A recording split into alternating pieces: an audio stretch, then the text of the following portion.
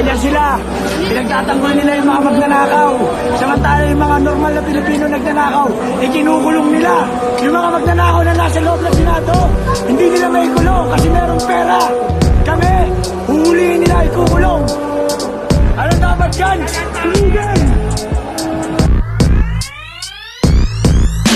Marami na nangyari na hindi mapaliwanag, ebidensya na hindi nila basta maisiwalat. Ganyan ba talaga kaya utak nyo inaamag sa sistema? Ang bulag-bulagan may mas namambalak, patuloy umabati, umararos sa dilim. Habang hawak ko yung dukat, sumisinding palihim. Habang di nyo to pansin, legacy at tinanim. Paano nyo to aanin kung wala tong tinanim? Buksan ninyong mata para makita, pinapaikot lang tayo ng balita. Yung flood control pare di na binalita. Mga sakim sa trono pati pera, iba pa rin pag kami nakakakita. Mga gusto't di nila maibalita. Meron itong katanungan, sana kayo'y matauhan. Ayos pa ba bansa natin? Ito aking katanungan. Asan na ang kasagutan? Di namin na malimutan kung paano paglaruan ng paglaruan at mapatabunan. Kamusta Pilipinas? Mga papel pinilas, lalong naghihirap at wala na bang panlunas. Dahil sa mga ungas na inugali ng mangdugas, ugaling mga hudas, perang pinanguhugas sa mga kamay na may bahid ng kriminal. Perang kaban ng bayan, ninakaw ng personal at pangako kababayan. Para sa kayamanan, inyong pinaglalaban ay puro kayabangan. Yung mga pangako para bang nakalimutan ng merong katungkulan. Sana'y pahintulutan nyo kami kung sino man kayo. Buhay ang ina nyo para to sa inyong gumalaw ay delikado. Kung magplano merong punto, merong bang pagbabago? Ninakaw pala yung pondo. Ugaling mga aso, masahol pa sa bandido. Mga taong abusado, kung tumakbo todong-todo mandurukot. Kasi kurakot, anong nangyari sa Pinas? Wala bang takot? Wala bang takot? Hindi kami pinalaki para maging alipin, para lang makapatay ng sariling merong buhay. Ginawa niyong animal yung mga tao na banal, mga hangal. Ang layo na ba ng kukote nyo? O ang layo ng agwat ng sarili niyong pangkat? Kasi hindi kami yung tao na biglang mangangagat. Kasi hindi kami traidor, hindi kami kagaya nyo na mga pirador, mga sakim. Puro pataba lang kayo sa dilim, mga pulis na utusan ng palihim. Parang impyerno paglabas, mga gobyerno na ungas, walang prinsipyo. Mananagot daw sa batas, suwito pakyo. Nahihirapan ng Pinas na makausad. Ginagawa kasi nila tong parausan. O para saan pa yung sinabi o pasintabi? Baka hindi ka pataman sa sinabi, baka hindi ka pataman sa sinabi.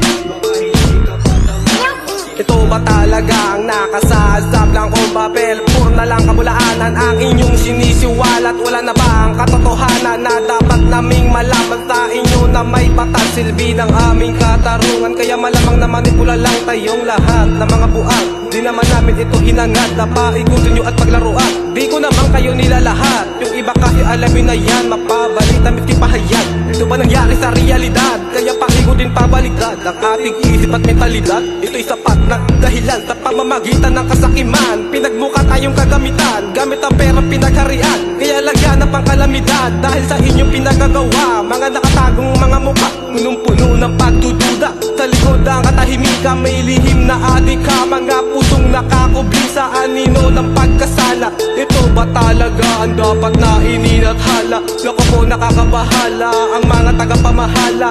Habang tumatagal, dila nila ay humahaba. Isang grupo ng sakim haba buntot buhaya, sipat naging kahit di nila ipakita. Kaya di umaangat bansang Pilipinas, dahil sa nakaupo puro mandurugas. Perang nasa inyo na dapat ay nasa bayan. Sigaw ng Pilipino binabaliwala lang. Asan konsensya nyo? Pinapakain sa pamilya nyo galing sa pondo. Simulan, gaganapan, papakita ko ang unang daan. Kahulihan, nagkaipitan, balik nyo ang aming karapatan. nagsasabing wala kaming kakayahan. Tanginang yan, buhay di patas ninanakawa ng mamamayan.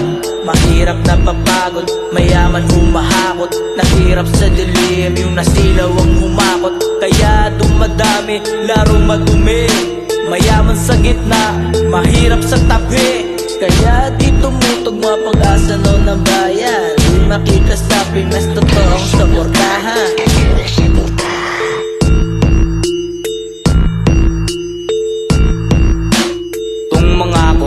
Ay wala na bang takot o baka naman sa bakuran ay meron nakatago na dapat di pa na malaman. Kababayan mo ay kinalaban habang kami tong lumalaban. Kayo tong hamig kayamanan, halikat muna't pumasok sa aking bakuran. Luminong kaliwat kanan, tignan mo din ang kalayuan. Parang basahan, tinapakan habang di malaman. Matakasan bakit kailangan pahirapan pa ang sariling kababayan. Minsan tanong ko ay kung bakit, kung saan ba pwedeng rumakit ang aking dalawang mga kamay, kung saan ba pwedeng kumapit ang pangit na makitang ilusyon at biglang lumalalim ang emosyon nung nakita ang ilusyon sa ibabaw ng mga solusyon. Bigla na lang nagulat ang karamihan, parang merong kaibahan. Para tayong pinagkaisahan ng walang kalaban-laban.